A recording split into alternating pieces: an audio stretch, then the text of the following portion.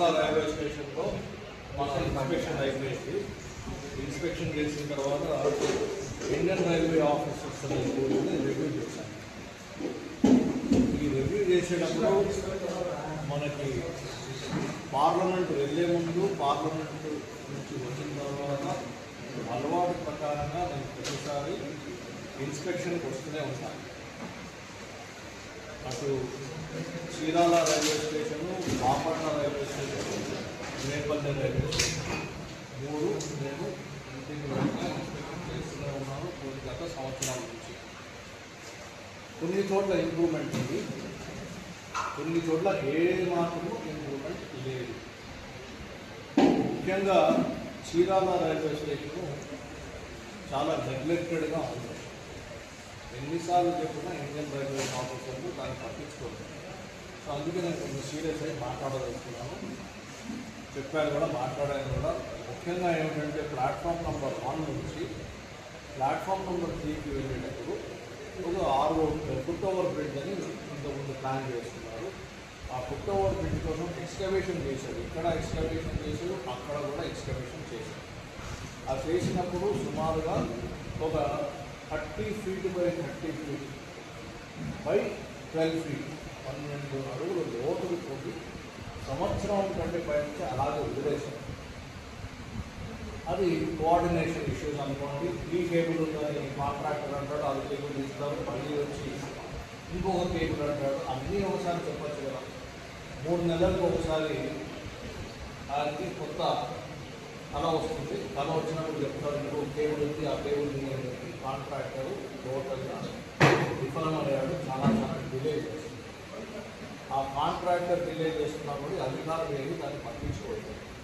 అతని మీద ఫైన్ వేయాలి. యాక్చువల్గా ప్రాజెక్టు డిలే అవ్వడం అనేది ఒకటైతే, ప్లాట్ఫామ్ మీద పెద్ద గుంతలు తవ్వేసి వదిలేయడము, ప్రయాణికులకు ఇబ్బంది కలిగేయడము, అది చాలా డేంజర్. ఎవరైనా రాత్రి పడిపోతే చాలా చాలా ప్రమాదకరం.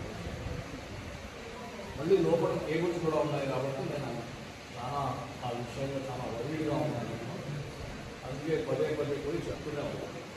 కానీ దానికి ప్రోగ్రెస్ లేదు కాబట్టి నేను దీన్ని సీరియస్గా తీసుకుని పైన రిపోర్ట్ రాస్తాను. అదేవిధంగా చీరాలలో ఫుట్ ఓవర్ బ్రిడ్జ్ ఇంకో చోట ఆల్రెడీ పాతది ఏదైతే ఉన్నదో వెస్ట్ బుకింగ్ ఆఫీస్ వరకు ఎక్స్టెండ్ చేయమని చెప్పాను. దాని డిపిఆర్ తయారు చేస్తున్నారు. అక్కడ అదే ఫుట్ ఓవర్ బ్రిడ్జ్ పాతది ఏదైతే ఉందో 5వ ప్లాట్ఫామ్కి వెళ్ళి వెస్ట్ బుకింగ్ ఆఫీస్కి పోకుండా రైట్కి తిప్పారు. తిప్పి 3 సార్లు అక్కడక్కడ తిప్పారు. చాలా గందరగోళంగా ఉంది. ప్రతిసారి ఒక 2 అడుగులు దిగాక మళ్ళీ ఎక్కాలి. అంత చీకటి, అంత ఫుట్ ఓవర్ బ్రిడ్జ్ అంటే స్టీల్తో కడతారు. ఎవరికి పడ్డానంటే చాలా గాయాలు. అది కూడా చాలా ప్రమాదకరమైన వాతావరణం అది. సో అందుకే నేను ఏం చెప్పానంటే లేదు స్ట్రైట్ చేయండి, ఇవన్నీ తీసేయండి, స్ట్రైట్ చేసి సేఫ్టీగా సెక్యూర్గా ఉండేట్టు చేయండి అని చెప్పాను. దాన్ని కూడా ఎస్టిమేట్ తయారు చేశారు, డిపిఆర్ చేశారు. ఇప్పుడు టెండరింగ్ పెట్టారు. టెండరింగ్ పెట్టిన తర్వాత అది కూడా మంచి foot over bridge west booking office వరకు పోయి ల్యాండ్ అవుతుంది. వెస్ట్ బుకింగ్ ఆఫీస్ కూడా మరమ్మతు చేసి అది కూడా ఆపరేషనల్ చేస్తే 2 సైడ్ నుంచి ప్రజలే, ఒక సైడ్ నుంచి ఈ 2 ఇలా ఉండగా మన ఆర్ఓబీలు వరకు వచ్చేసరికి నేను ఆల్రెడీ ప్రజలకి బాపట్ల పార్లమెంట్ కాన్స్టిట్యూన్సీలో ప్రజల ఆశీస్సులతో గెలిచి బాపట్ల ఎంపీగా ఢిల్లీకి వెళ్ళగానే నేను మంత్రివర్యులు శ్రీ అశ్విని వైష్ణవ్ గారిని కలిసి 5 ఆర్ఓబీల యొక్క ప్రపోజల్స్ సబ్మిట్ చేశాను. వాటిలో 3 ఏమో మన బాపట్ల పార్లమెంట్ కాన్స్టిట్యూన్సీకి సంబంధించి, 2 మనకి పక్కనే ఉన్నాయి. గుంటూరు పార్లమెంట్ కాన్స్టిట్యూన్సీ కదా మనకు ఉపయోగపడుతుంది. అందుకే ఈ 5 అటు తెనాలి, కొన్నూరు, వేమూరు అసెంబ్లీ సెగ్మెంట్కి సంబంధించిన 5 శాంక్షన్ చేసినట్టు పోయిన సంవత్సరమే తెచ్చాయి. వాటిల్లో 3 ఇంకా వర్క్ స్టార్ట్ కాలేదు.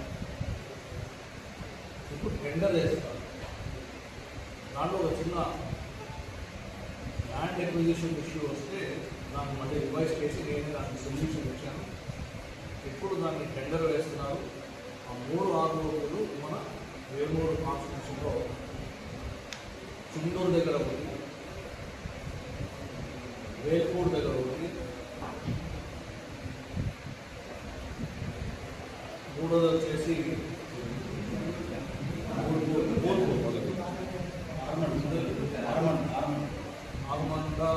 ఆరుమండపై రోడ్డు.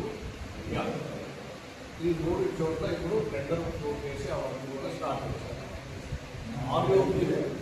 ఆర్యూపీలు రోడ్ అండర్ బ్రిడ్జ్లు మన పార్లమెంట్ కాన్స్టిట్యూషన్ 31 ఉన్నాయి టోటల్. ఆ 31 దాంట్లో 26కి ఇప్పుడు టెండర్స్ కాల్ చేస్తున్నారు. మిగతా కూడా ఏంటి సమస్య నేను తెలియజేస్తాను. అన్నిటికీ మొత్తం 31 టెండర్స్ కాల్ చేయాల్సిందే. అన్ని వర్క్లు స్టార్ట్ చేయాల్సిందే. ఈ సంవత్సరం 2027 లోపల డిసెంబర్ లోపల అన్ని వర్క్స్ కంప్లీట్ చేయాల్సిందే. నా టార్గెట్ నేను చెప్తున్నాను.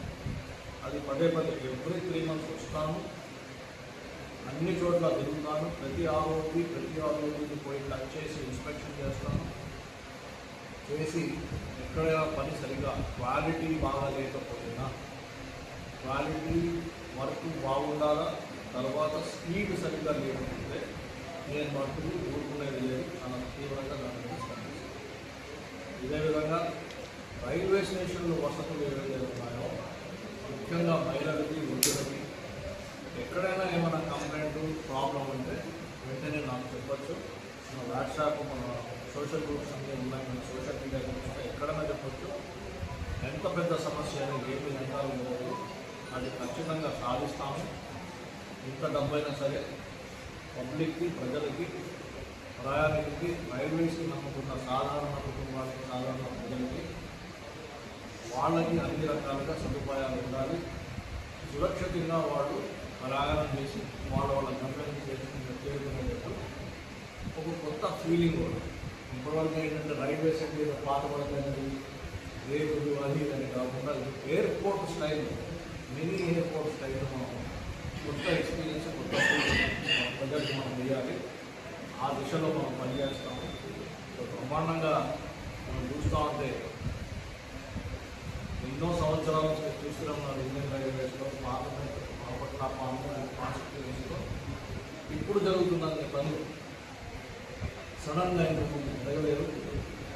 ఎన్నో సంవత్సరాల నుంచి మనం చూస్తూ ఉన్నాం. ఈ ఆర్ఓబీలు రైల్వే స్టేషన్ మోడర్నైజేషన్ ఇవన్నీ జరుగుతున్నాయి అంటే కేవలం ఒక విజనరీ మన భారతదేశ ప్రధానమంత్రి గారు శ్రీ నరేంద్ర మోదీ గారు, మరి ఆయన దగ్గర క్యాబినెట్ మినిస్టర్ గారు ఉన్న అశ్విని వైష్ణవ్ గారు, వారి విజన్, వాళ్ళ స్పీడు ప్లస్ మన కూటమి ప్రభుత్వం. ఇక్కడ మన ప్రియతమ ముఖ్యమంత్రి గారు శ్రీ నారా చంద్రబాబు నాయుడు గారు ప్రతిసారి పదే మోదీ గారు, అశ్విని వైష్ణవ్ గారు మా రాష్ట్రంలో దయచేసి నెగ్లెక్ట్ చేయకుండా ఇంకా ఫాస్ట్గా వేగంగా చేయడం చెప్పడం వల్ల నేను పోయి అడిగినప్పుడు రైల్వే మినిస్టర్ గారి దగ్గర మంచి స్పందన దొరకడం, ఇమీడియట్గా ఇన్స్ట్రక్షన్స్ ఇవ్వడం, ఆఫీసర్కి చెప్పడం, ఆ తర్వాత వేగంగా పనులు జరగడం జరుగుతుంది. అయినా ఇందాక చెప్పినట్టు ఎక్కడైతే స్లోగా ఉందో నేను ఊరుకునేది లేదు. ఆఫీసర్లు పని చేయాల్సిందే. పని చేసి ఏదైతే టైం లైన్స్ పెట్టారో, ఏదైతే వర్క్లో స్టార్టింగ్ పీరియడ్ అని ఎండింగ్ పీరియడ్ అని పెట్టారో, ఆ ఎండింగ్ పీరియడ్ ఖచ్చితంగా అవ్వాల్సిందే. ఒకవేళ అవ్వకపోతే ఆ అధికారులు మీ నుంచి అడుగుతున్నాం. అయితే ప్రయాణికులు, రైల్వే ప్రయాణికులు కానీ ఎప్పుడైనా వేరే ఇబ్బంది వచ్చినా దయచేసి మా ఆఫీస్కి, ఎంపీ గారి ఆఫీస్కి ఇన్ఫర్మేషన్ ఉంది. ఎంపీ గారి వాట్సాప్ గ్రూప్స్ ఉన్నాయి, వాట్సాప్ ఛానల్ ఉంది. ఆ ఛానల్లో వెళ్తే ఇమీడియట్గా స్పందించాం. నమస్కారం.